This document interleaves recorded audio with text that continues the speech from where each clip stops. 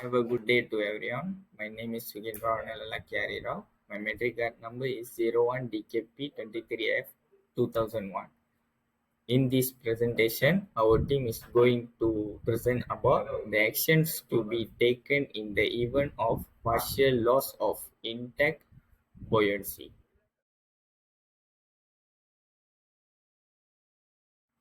For the introduction of this topic, in naval architecture, intact buoyancy refers to a ship's ability to remain afloat and stable when all watertight compartments are secure. When part of the hull is damaged and seawater enters one or more compartments, the vessel experiences a partial loss of intact buoyancy, reducing its stability and safety. In such situations, immediate action is crucial to prevent further flooding and maintain control of the vessel.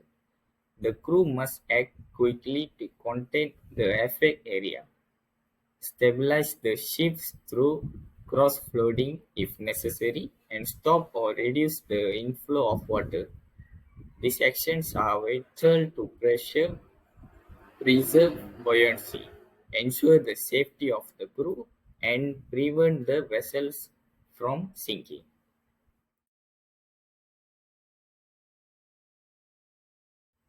So this is the standard action taken in the event of partial loss of intact buoyancy include.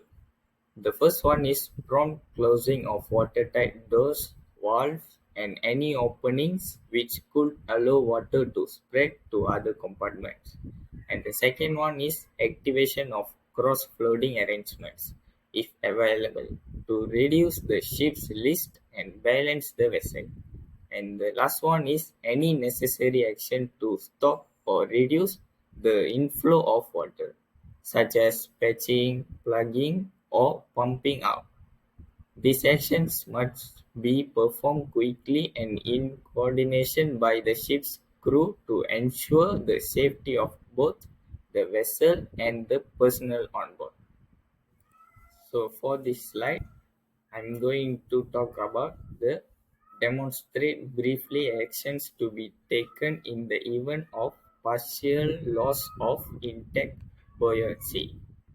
In naval architecture, intact buoyancy refers to the condition of a ship when all its watertight compartments are secure and the vessel is able to float upright and stable. When part of the hull is damaged and water starts entering on or more compartments, the ship experiences a partial loss of intact buoyancy. This means the vessel is still afloat, but its buoyancy and stability are reduced. When such as a situation occurs, immediate actions must be taken to prevent further flooding, maintain balance, and keep the ship safe until permanent damage control or repair can be carried out. The main objectives are to isolate the flooded section, limit the spread of water, and maintain stability.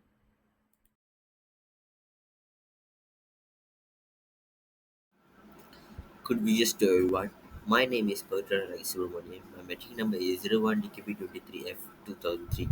Today I'm going to explain about prompt closing of watertight doors, valve and its openings. The first and most critical step in responding to a partial loss of intact buoyancy in the counterflooding by closing all openings that could allow water to spread to other part of the ship. When a compartment starts flooding, water can move rapidly through open doors, ventilation duct, pipeline, or other openings. If these are not closed immediately, the flooding can extend to adjacent compartments, causing a progressive loss of buoyancy and possibly leading to the ship sinking or capsizing. Secondly, purpose of closing watertight doors and valves. First, to isolate the damaged or flooded compartment. Secondly, to prevent the spread of water to intact areas. Thirdly, to maintain the overall buoyancy and stability of the vessel. Last but not least, to minimize the risk of further structural damage or total loss of the ship. Moreover, action to be taken: first, close all watertight doors in and around the affected compartment. This should be done immediately when flooding is detected. Moreover, shut off valve and opening that could connect the damaged area to the other section, including bilge or ballast lines if necessary. Moreover, use remote closing system if fitted from the control room or bridge when manual access is unsafe. And confirm closures visual or through the status indicator to ensure all openings are properly sealed. Finally, report the closure status to the bridge or damage control center for record and monitoring. And here I'm going to talk about importance of speed and coordination. Quick and coordinated action is essential. Even a small delay in closing watertight doors or valve can cause the water level to rise rapidly in other compartments, resulting in loss of stability. Crew members must be well trained to the regular emergency drill to ensure they know exactly what to do when partial flooding is occurs.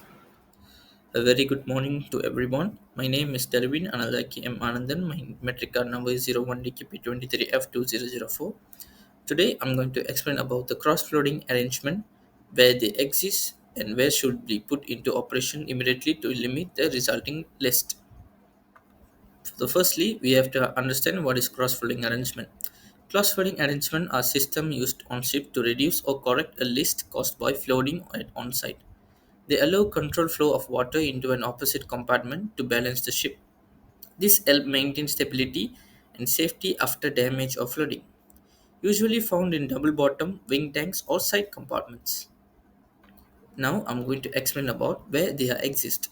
Cross-folding arrangements are fitted mainly in passenger and cargo ships that have large compartments on both sides. Installed where symmetry is important so that the water can flow freely from one side to another. And then found in engine rooms, tank tops, and machinery spaces that could cause uneven flooding. And each system include valves, pipes, and ducts designed for quick operations. And now I'm going to explain about the operation to limit the resulting list. When flooding occurs on one side of a ship, the crossing flooding arrangement must be put into operation immediately. This system allows the water to flow into the opposite side, helping to balance the ship by creating equal water balance on both sides. By we doing this, the ship list or tilt is reduced and the risk of capsizing is minimized. Delaying the operation of cross-flooding arrangement can cause the vessel to develop an excessive yield, making damage control more difficult. Therefore, all cross-flooding systems should be regularly checked, maintained, and tested to ensure they function properly in emergencies.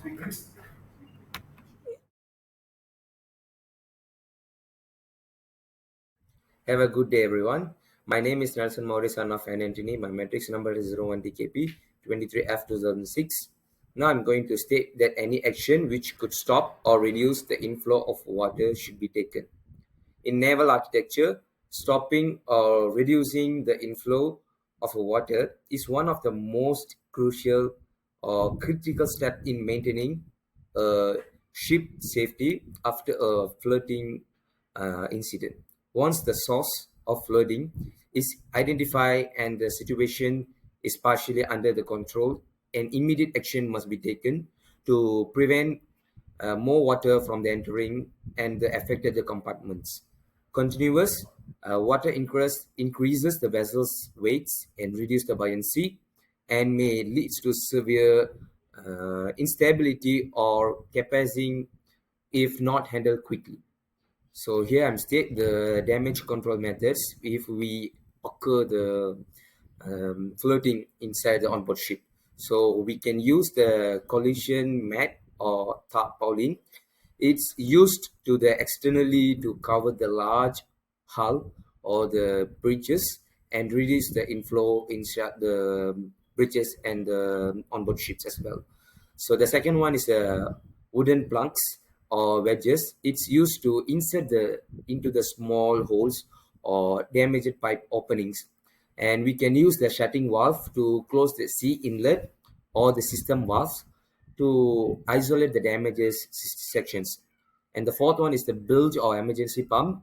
We can operate this thing to remove the accumulated water inside the compartments. So here I'm list the and I show the um tools or the props that we are using for control the during the damaging the onboard ships. So the objective that we are using the tools that I mentioned just now is to reduce the water ingress and prevent the further floodings.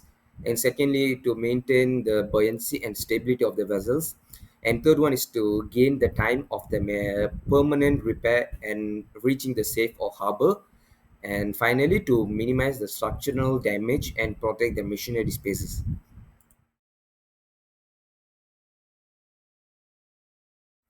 In conclusion, the partial loss of intact the buoyancy is a serious emergency that requires quick and well coordinated action by the ship's crew. And also by promoting the closing water tight and doors and the valves, operating the closed flooding system to restore the stability and prevent the situation from the escalating into the total flooding or capsizing. This action not only to maintain the vessel's buoyancy and balance, but also it's ensure the safety of all the onboard ships until the permanent repair or further assistance can be arranged. So that's all from us. Thank you very much.